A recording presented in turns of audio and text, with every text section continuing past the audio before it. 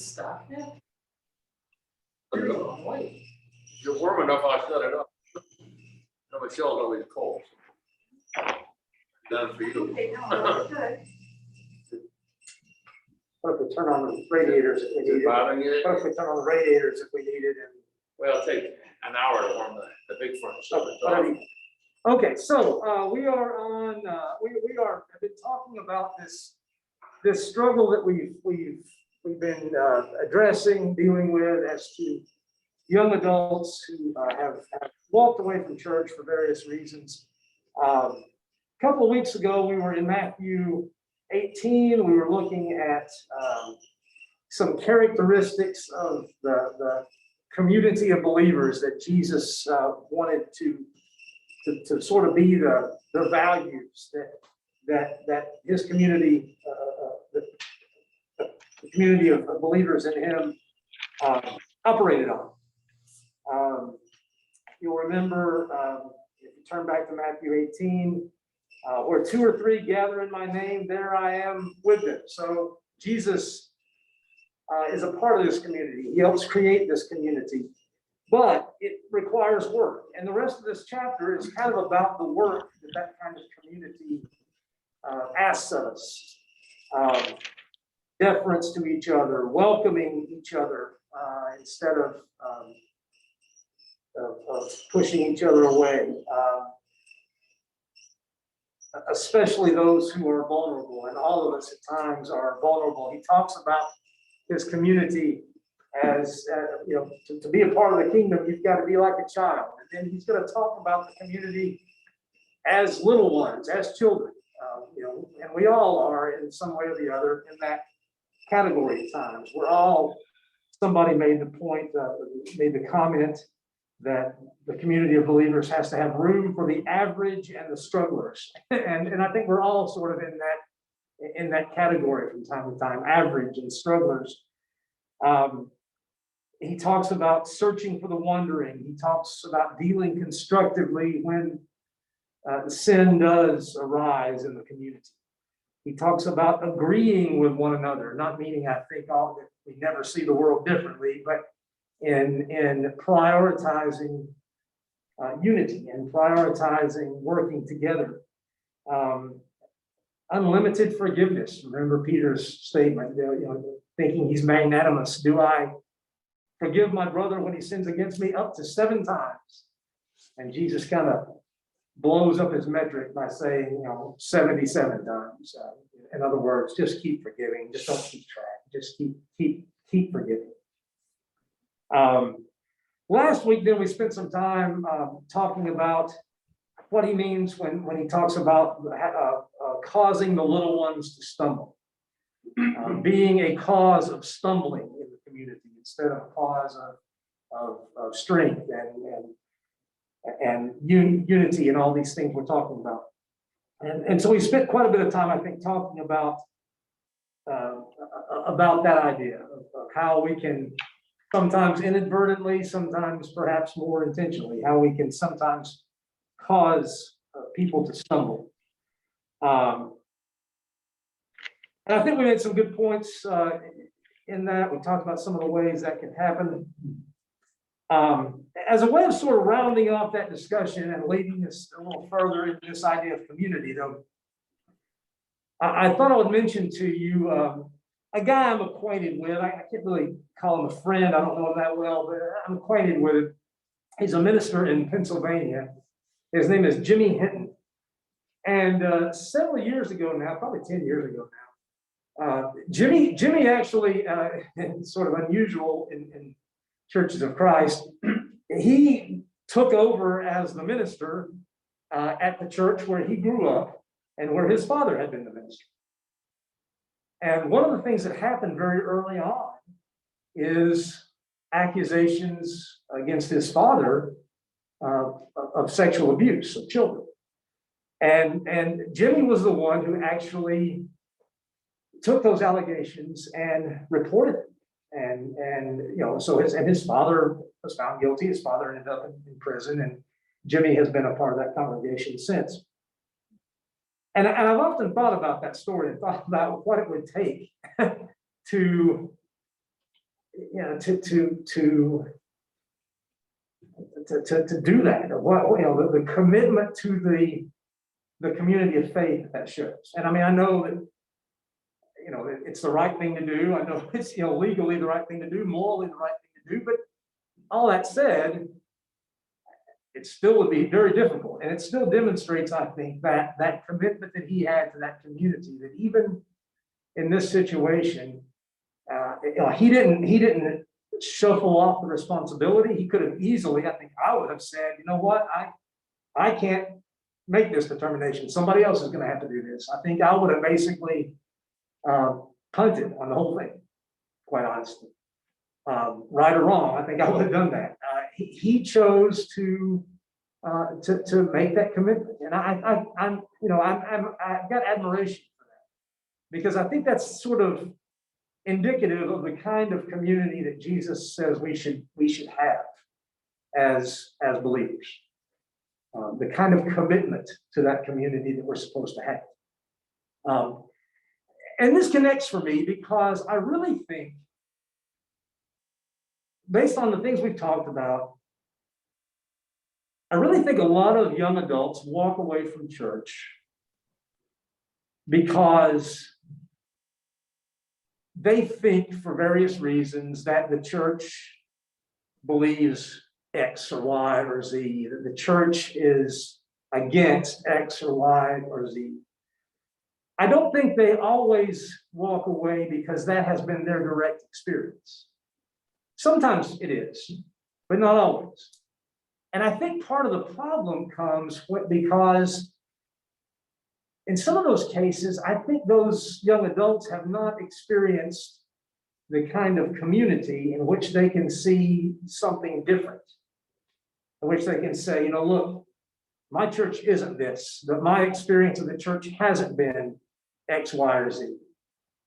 And they don't have that experience because they have not had the kind of community we're talking about. For them, church was youth group activities growing up. For them, church was, you know, you go to church on Sunday morning. For them, church was, you know, a few events, a few appointments, but not community. And not the kind of thing Jesus is talking about. And I think that community is what is supposed to draw us together and pull us into the tighter orbit, for lack of a better word, with the church. Which is why I think talking about kind of community we ought to be is a really good step down the path of, you know, how do we fix this? How do we, you know, how do we help to make a difference in this?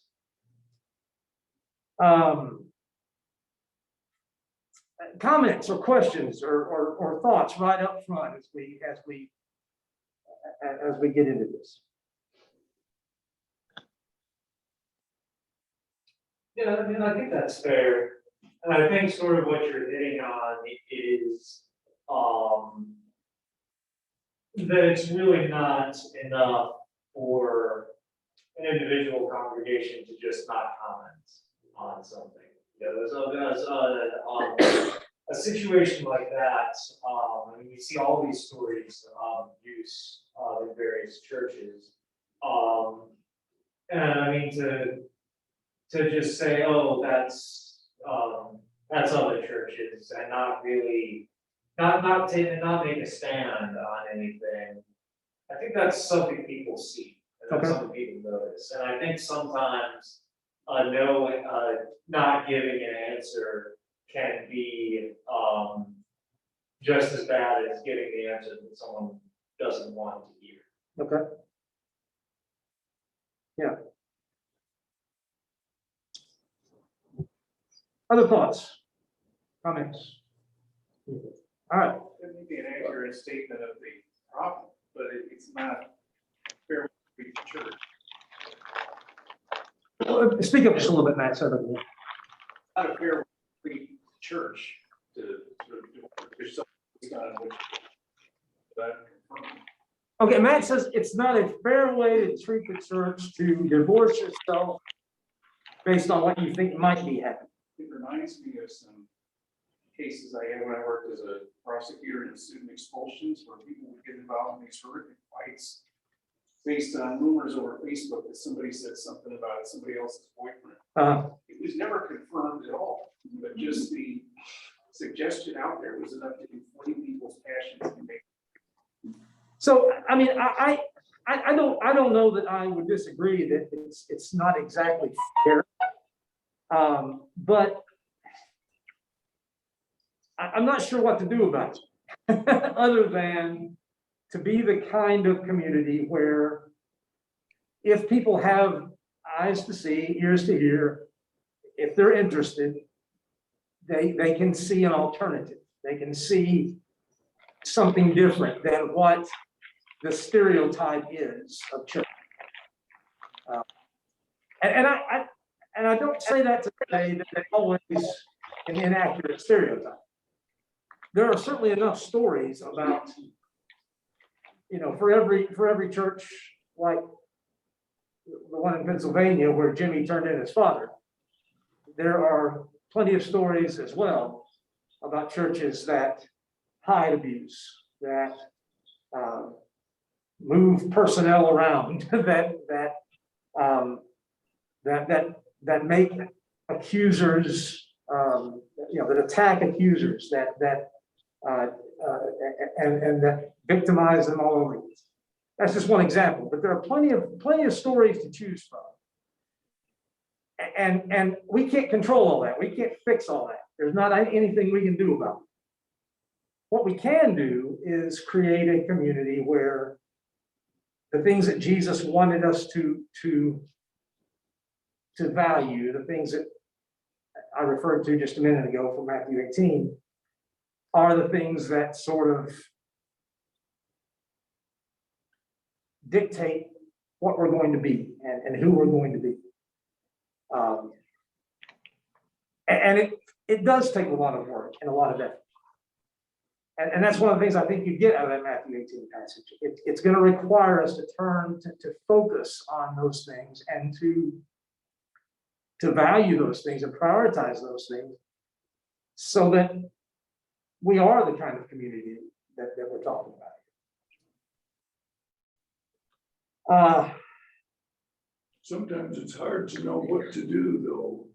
If there's, you're interested in the soul of the congregate, the soul of the one who may be sitting. Law sees that in the case of a confession, there's a privilege against telling someone else. So, You talk about in a particular case like that one? Yeah. Well, there is no question, I don't think, that just to drill down on that a little bit, there is no question that it ought to be reported to authorities. Not at all. maybe. There's not. There's not a question. Legally speaking, Patrick, for instance, I'm a mandated reporter. We're making law of the land. Legally speaking, I'm a mandated reporter. And but Patrick, when you don't report, it's me, Go ahead. Patrick, Linda. yeah, go ahead, Linda. No, what I was gonna say, if you don't report something like that to the authorities, then I think you're letting the children down. What about them? Yeah, I mean, there is no, one of the reasons that as a church, you don't do your own investigation, you don't try to get to the bottom of it yourself, is because of the things you're talking about. We have some, we have some priority. You might know this person from a long time back. He might be a relative. And so, one of the things that has to happen immediately in a situation like this is it has to be reported. The accusation has to be reported, and it's investigated from there. I mean, there's no, as far as I'm concerned, as far as I know, there's no question about situation's a difficult one, but it comes, that obligation comes into conflict, at least in the abstract, with our desire to have people share themselves with us, like we've been talking about. We want, especially some of these young people, to be open about sharing their struggles. We may hear things that are. And if we hear something like If we immediately child report them, abuse. then we may not have, any. And if we hear something like child abuse, we have to report. Well, I don't, but where's the line? I don't know. What do you report? I don't know, but I know we have to report child abuse. Well, okay, but that's not the only possible situation. I think that's what we're getting at. It's a larger issue. That's one of the reasons people leave. They have conflicts that they don't know how to resolve, and they don't feel comfortable sharing them in church either, so they go somewhere else, share them with somebody else. So, I mean, I don't, the line you're talking about isn't a line I don't think that has to exist. I think it's simply a matter of we certainly do want to listen. We certainly do want to, we certainly do want to be a place where people can find strength and help. But there are also realities of other victims and other people who are touched by people's actions. And in all cases, we have to evaluate that.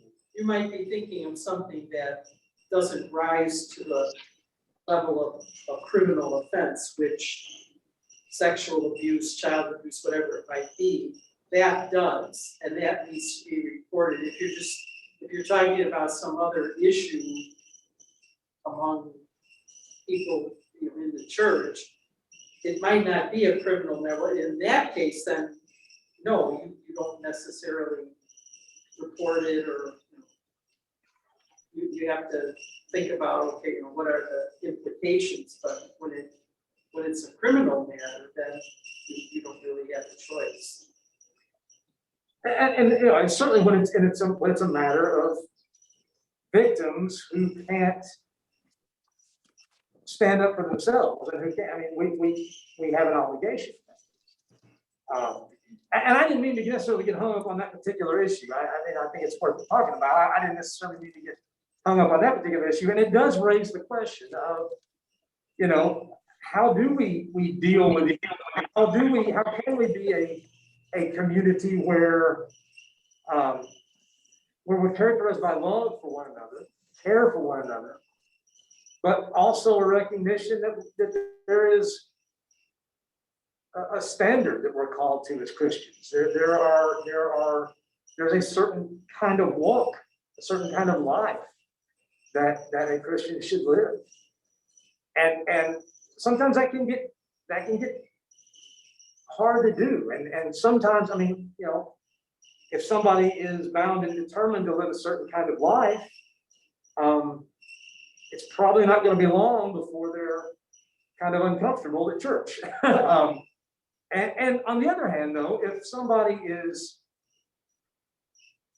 honestly struggling with certain sins, and then in the community of faith, they should find other people who are also struggling with sins, and who know what it's like to not be on top of it all the time, to not have it all figured out, to know what it's like to be forgiven.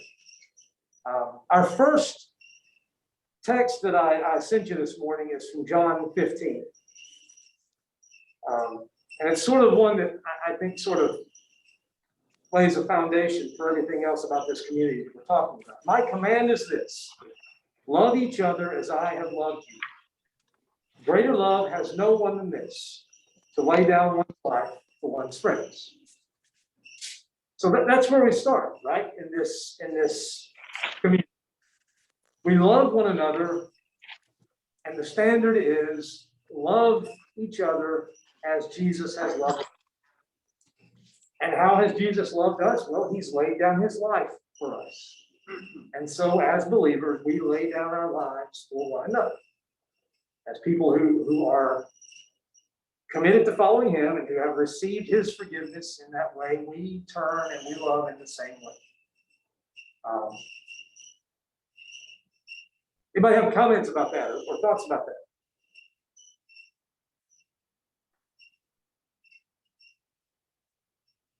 Sort of expand what we're talking about. So what if somebody wrongs the admonition that vengeance is the Lord's, so we can look to God, and we've talked about that, but there are ways in our society to deal with people indirectly. You don't have to go and attack somebody, but you could use the machinery of the law to report somebody stole from you, or you could let it go, you know, what do we do in those situations when we're trying to.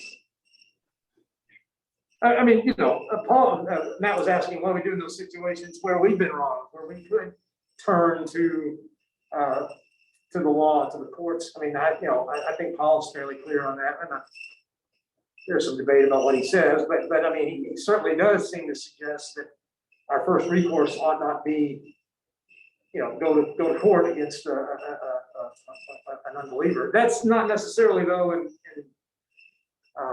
probably more like in the civil cases that, you know, that we would have knowledge of, direct experience with in our culture, less like the jury trials that are part of our justice system.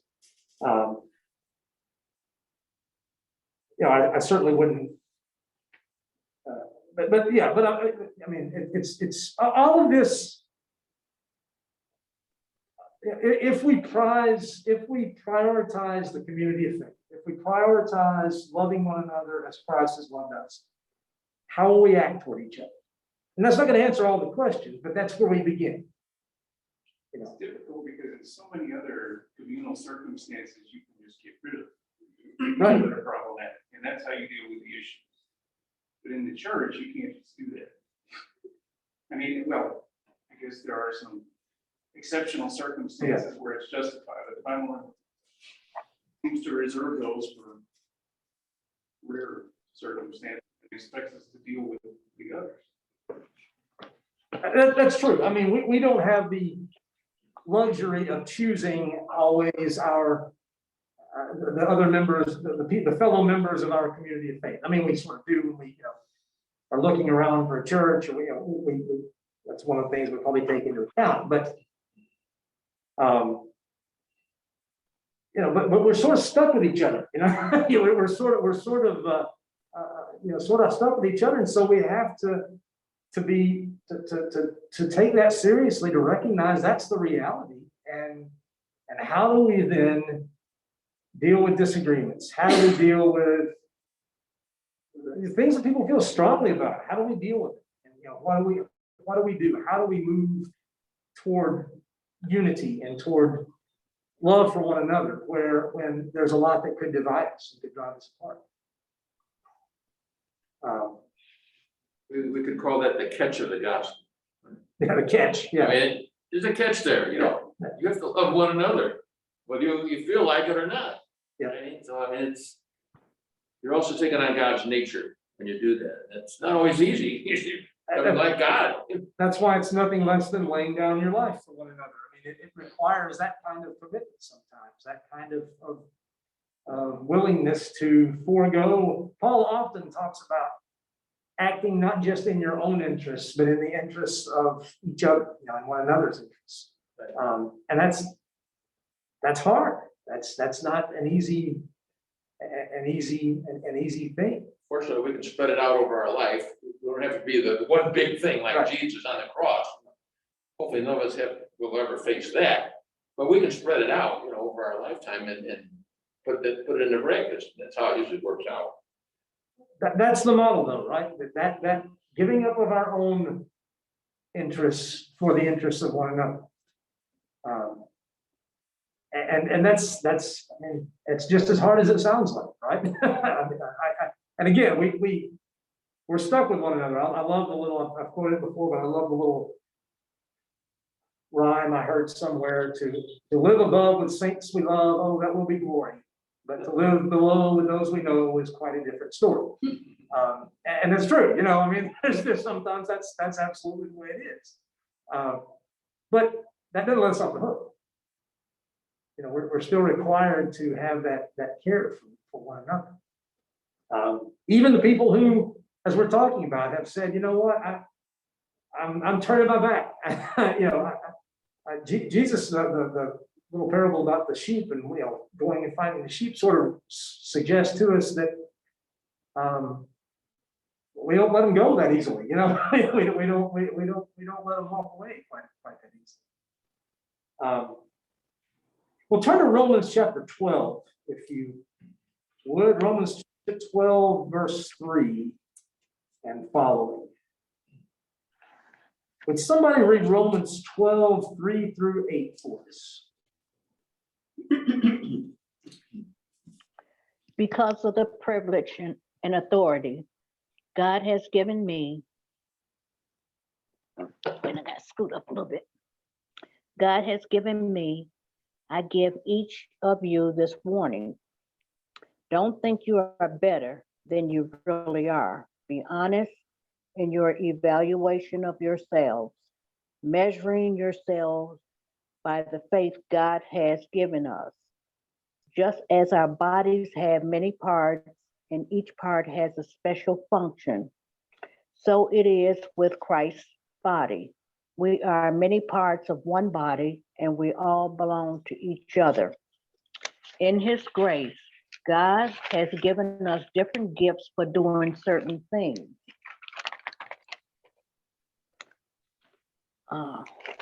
Pages sticking together. What did I say there? Certain things.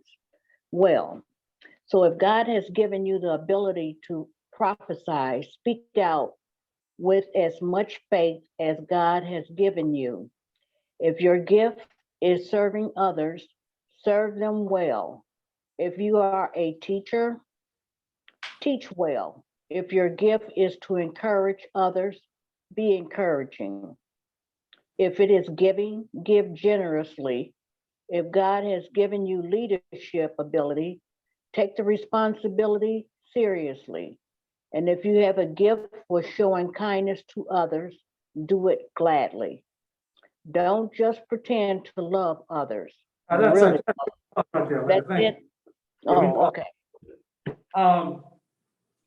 So if we're talking about community, what do you see in that reading?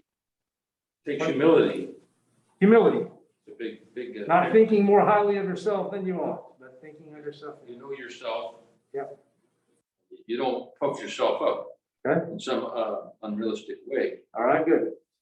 I also see an understanding that people are different, and have Yeah. different roles. And, you know, the body wouldn't work too well, if, your eyes started saying to your stomach, I wish you'd try this seeing thing, it works wonders for me. Because then, you know, how is your food get digested? It's, you know, not trying to force conformity, is what I see there, and understanding that God has called different people to do different things and serve different things.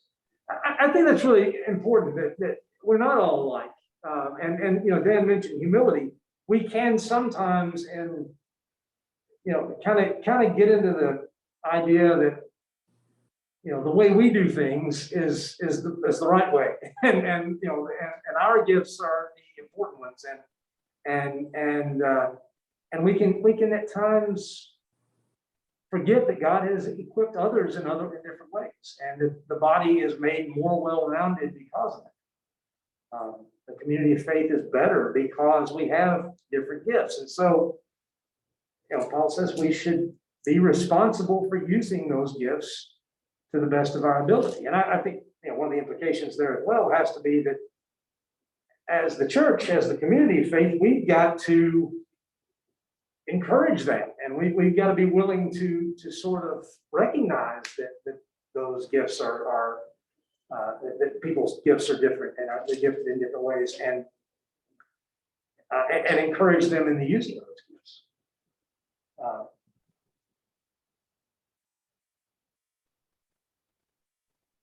Other thoughts about that, those few verses?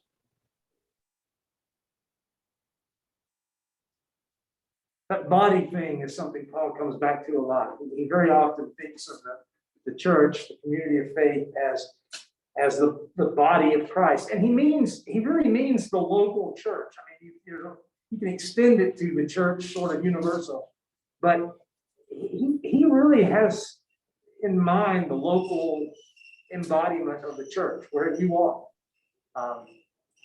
This is the body of Christ, and so as we use our gifts, we demonstrate the well-roundedness of the body of Christ, and we are able to represent him in that much more complete a way because of it. I think that it's also, we're all members of the body. Now, we may not know which part we are, but I think it's important for us to figure it out and make use of it. Because if you've got a part of the body that's just kind of there and not that you're, it's just wasted. So I think, a lot of people say, well, I'm not good at this, I'm not good at that. Rather than, okay, so what are my talents? Just like when you write a resume, you try to figure out, what skills do I have that I can put down and kind of showcase so that they'll look at my resume. I think we need to think positively like that. Yeah, that's, I think, a really good point.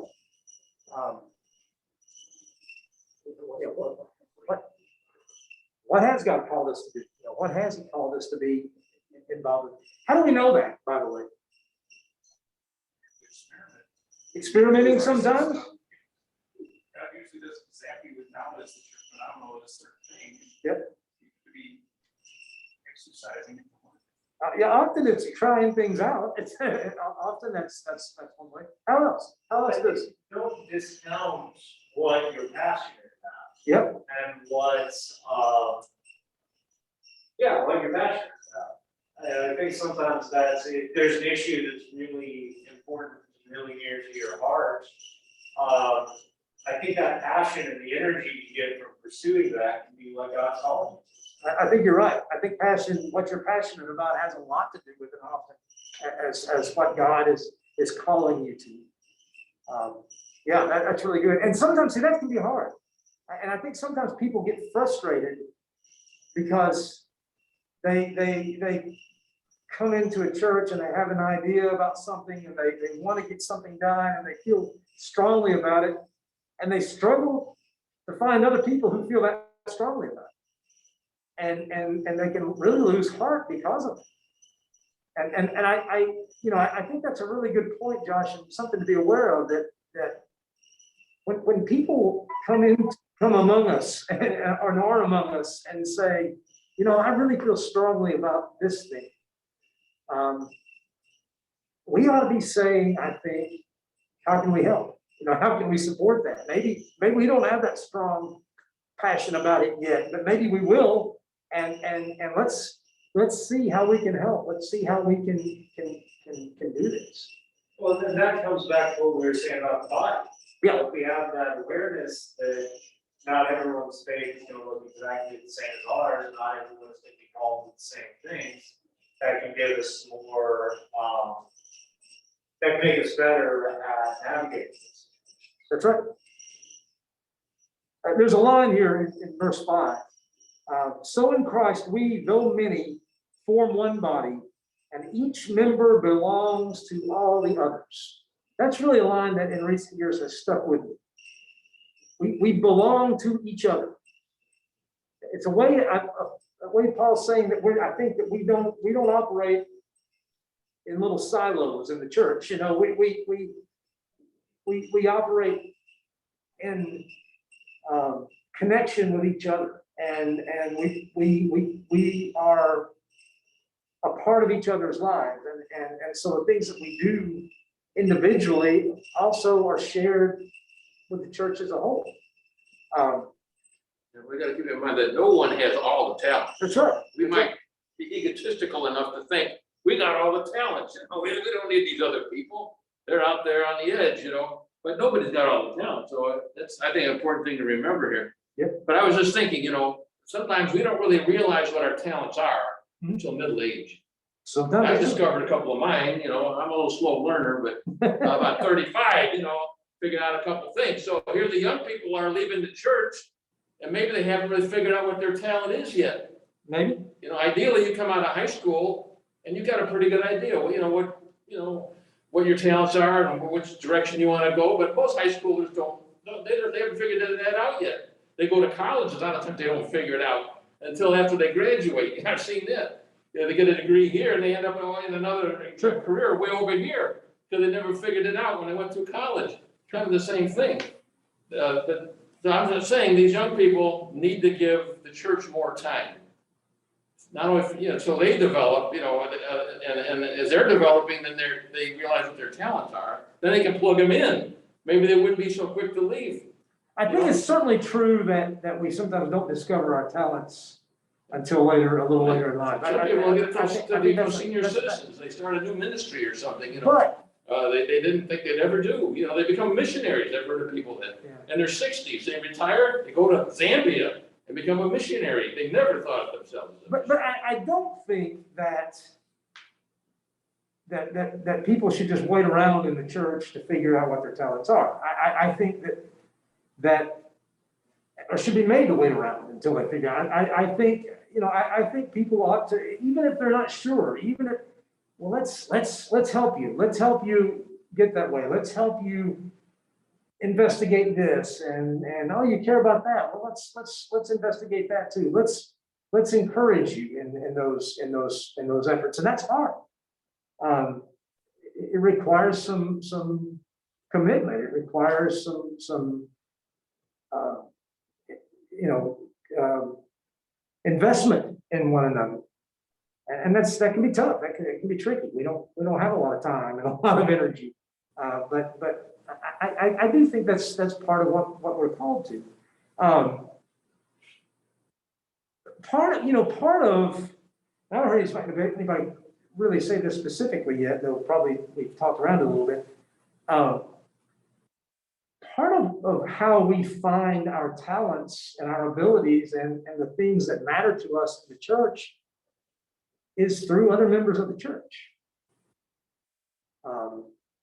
One of the reasons I'm in ministry is because when I was in high school, a couple of people at the church where I grew up put that idea in my head. And I originally said, no, forget it. I don't want to do that. But over time, that idea that was put into my head, and not just the idea, it was, you have some talents, you have some gifts, you could, and I don't remember the exact language that was used, and I don't even know if it was talents and gifts, but the idea was, this is something you should consider. This is something you should think about. And that helped me to find that. Right, you got mentoring, that's good. Right, find Not that everybody out gets about that. Like, we don't have enough mentoring in the church. Yeah. Like we should. Yeah. That's an issue we need to talk Yeah, about. I think that's exactly right. I think that's one of the things that we can talk about, and one of the things we could improve on is that investment in one another, where we say, hey, look, this is, it doesn't have to be into full-time ministry, but hey, this is something I see in you that I think can really be a blessing to the church, to the community, to, this is something that could really be a good thing for you to invest in. It's a rare gift, be able to see talents in others and encourage them based on, because we have enough trouble finding it ourselves. But there are people that do seem to have that gift. Yeah. I think of Barbara, I saw her in action more than once, I try to encourage the younger women. Melissa and Liz and Nina,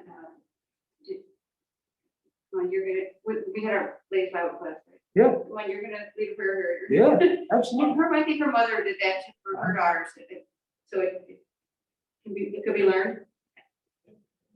It goes on, but it seems like it's in spurts, It's been my experience. Mentoring, a little here, a little there, a little here, but we just need more, I think, more consistency. And it doesn't have to be, it doesn't have to be anything formal even. The encouragement that I got wasn't like in some formal setting. It was just, hey, have you thought about this? this? Have you considered doing this? Have you considered, exploring this? Yeah, that's good. That's When you important. were a kid, I wasn't here, but they said you're gonna be an assistant bio class teacher. Yeah. And like, you would never volunteer for that. Yeah. We're putting you here, 'cause you're gonna start getting mentored. Well, one of the things that I think happens is, and I'm guilty of this. When it comes time to find people to do stuff, you go get the people who are already doing it, So that's easiest. because that's easiest, absolutely. Dan recruits Bible class teachers, he knows, that's easiest. You go find the people who are already doing it, you don't have to worry about them, they're gonna be there, you don't have to, when you go and encourage people, guess what? Sometimes they drop the ball. Sometimes they goof up. Sometimes it doesn't work out the way you Sometimes they like resent it. it. They don't want to be encouraged. Sometimes they don't want to be, but sometimes Run into that. sometimes it's just simply growing pains, right? It's just simply they're growing into this. And thankfully, this isn't Wall Street, this is the church. Right. And everything's gonna be okay if somebody messes up the flyers for fellowship lunch. We'll figure it out, right? Yeah, exactly. Josh says, this isn't Wall Street, it's the church. Everything's gonna be okay if somebody messes up the flyers for the fellowship lunch or whatever. So, yeah, I think that's a good example though of how I could be better at this and instead of just grabbing the people who, Jade always teaches a Bible class, so it's easy to go grab Jade and say, hey, Jade. But it's harder to develop somebody, to help somebody, to see it, to say, hey, why don't you see if you like this? Why don't you try this? And let's see how it goes. I've kind of personally committed to try to do a little better about that in going forward. And I was going to say something else, but I can't remember. Just to get some takers. People out there, I think, that are willing to say yes if somebody asks. Absolutely, Yeah. absolutely, Yeah, you always find some takers. yeah, But absolutely. then there are other people that'll go the opposite direction, they'll run almost, the opposite direction. I've asked people that teach a class, I know they have the ability, but no way, they're just not gonna make the time to do it, And maybe that's not a for all time answer either. Maybe that's something we revisit down the line. I think of Bill Piagari. I don't know. Some of you knew Bill, and some of you he was before some of your The time. mentor. Bill used to go like hammerlock people into doing the leading a prayer or that was kind of his thing. He wanted to encourage people to lead in the worship It's a service. style. And he was really sweet about it. He'd have that big smile on his face, and he put your, but he wasn't gonna let you say no. Clarence was telling He us. used to call me up. Yeah. Yeah, on a Friday night, he's ready to go out or something, he's on the phone, he wants you to lead a prayer, do the communion or something. Clarence was telling us just this week or last week about Bill would come up to him and say, at that time there was sort of a dress code, you had to wear a coat and tie. And Bill would come up and say to him, Clarence, I want you to lead a prayer. And Clarence would say, I'm not wearing a coat and tie. I'm sure he didn't wear the coat and tie on purpose. And Bill would say, that's all right, I've got one for you. I got him in the closet, up in the office, one time, ties and coats. Anyway, I think really good, really helpful to really think about that. You go on through Romans 12. Love must be sincere, hate what's evil, cling to what's good, be devoted to one another in love, honor one another above yourselves, be joyful in hope, patient in affliction, faithful in prayer, share with the Lord's people who are in need, practice hospitality. That's kind of become a lost art, hasn't it? The idea of hospitality and being under those sort of home circumstances. Oh, perhaps the main reason it's become a lost art is Yeah, well, we're gonna all have to relearn that, I think, by the time the pandemic is over. You'll have to recreate it. Share with the Lord's people who are in need. I mean, that's part of this hospitality thing, and this culture. Bless those who persecute you, bless and don't curse. Rejoice with those who rejoice, mourn with those who mourn. Live in harmony with one another. Don't be proud, but be willing to associate with people of low position. Don't be conceited. Don't repay anyone evil for evil. It goes on. But you see the kinds of ethics that Paul is talking about. By the way, this all comes at the end of Romans, right? Romans is pretty famously, the first half of it, it's all gospel, it's all theology, right? But for Paul, all that theology gets sort of narrowed down to, here's where the rubber meets the road. All this theology stuff is important, it's all the basis, but here's where that theology comes out in our lives. It comes out in the way we treat each other, especially in the community of faith. I call it the nuts and bolts of the Christian Yeah, life. That's what I called it the other day when I was teaching the class. Yeah. And this what ties it, pulls it together, Yeah. and it also holds the church together. All these things he's talking about. If we don't have that, we just fall apart. Like a car with no bolts in it, you know, it'll just fall apart going down the road. You have a tire over here, a bumper over there, you know. Right. Yes. Right. Like that. So let's look quickly at Hebrews chapter 10. This is a good passage, probably even know. Somebody want to read Hebrews 10, 24 and 25 for us?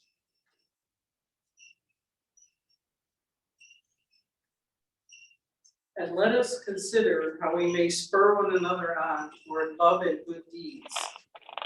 Let us not give up meeting together, as some are in the habit of doing, but let us encourage one another, and all the more as you see the day approaching.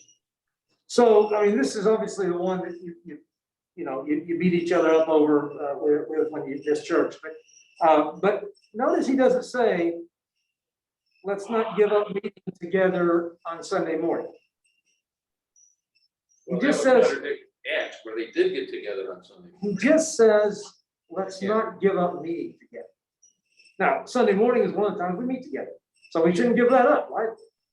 But I don't think the writer of Hebrews just had in mind the Sunday morning worship service. No, whatever. And then we run in and we have the Sunday morning worship service and then we run out.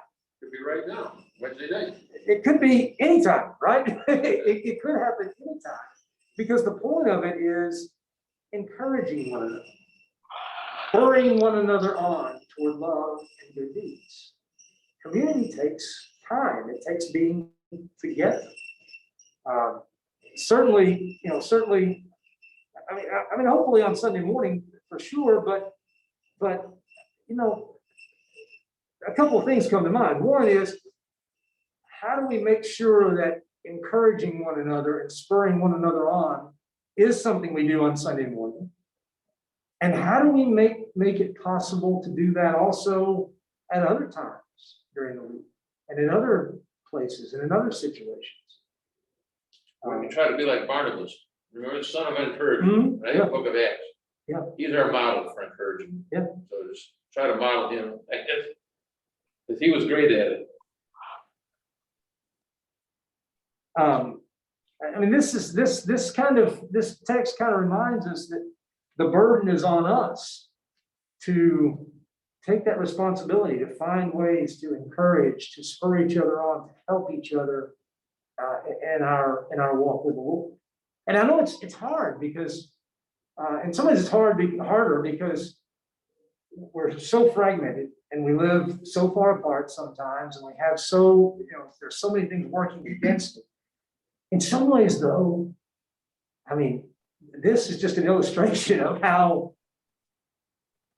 easy it can be for us in our world to connect with each other and to stay in connection with one another, even when we're physically sort of spread out. So let's face it, it's a constant challenge. Yeah. Seems like the internet can help in some ways, with all In the some ways, emails and stuff, but. Yeah. But it's not the total answer, of course. No.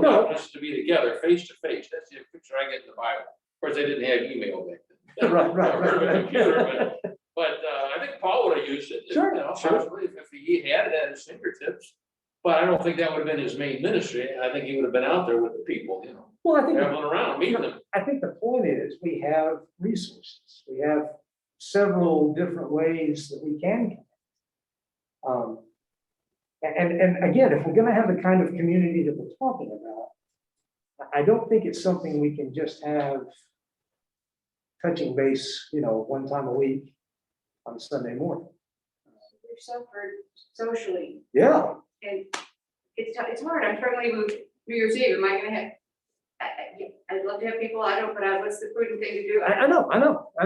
And right now, the whole, all of that's got an added layer of complexity. Because of There are people very discouraged by the lack of getting together. Absolutely. Things out of whack. Absolutely. It's hard. Hopefully next year will be better. And that is the one thing that I have consistently heard from young adults who have left Northwest. Not some of this other, I haven't consistently heard some of this other stuff we've been talking about. The one thing I have consistently heard is I don't feel there's much of a community. I don't feel much connection with the church. And I don't say that to pound on anybody. I'm as much responsible for that as anybody else. I say that because that's truthfully the thing I've heard most of. And If they did feel it, they would leave. yeah. And one of the things that, that I always, the objection that always comes into my mind is, well, here's all the ways we do have community. But I've been here almost 30 years. I'm an insider by definition. If you guys didn't like me or tolerate me well enough, I'd have been gone a long time ago, right? By definition, I've got the connections. I'm part of the loop. But we got to think sometimes from the perspective of folks coming in from the outside and what it's like for them. I think we have to make sure they understand that you get out of it what you put into it. Well, It's almost like that in every area of life, right? If your marriage, your family, your work, your church, your Bible study, put stuff in it, put yourself into it. I think that's. And then you'll feel something coming back. I think that's true for some of the. I think that's true for some of the young adults if they have not had that connection. I can also tell you some names of people who have walked away after 10 years of trying to put something into it. Again, I don't say that to be a downer. I'm just trying to sort of grapple with some of these issues. And the important thing is going forward, I think, not looking back and saying, oh boy, we really messed things up. But going forward, how do we create the kind of community that we're talking about? Well, thank you very much for your thoughts and all your considerations, all your comments. Hope you guys have a good rest of the week. It's good to see you all. Good to see everybody's You faces. too, Patrick. All right. Bye, everybody.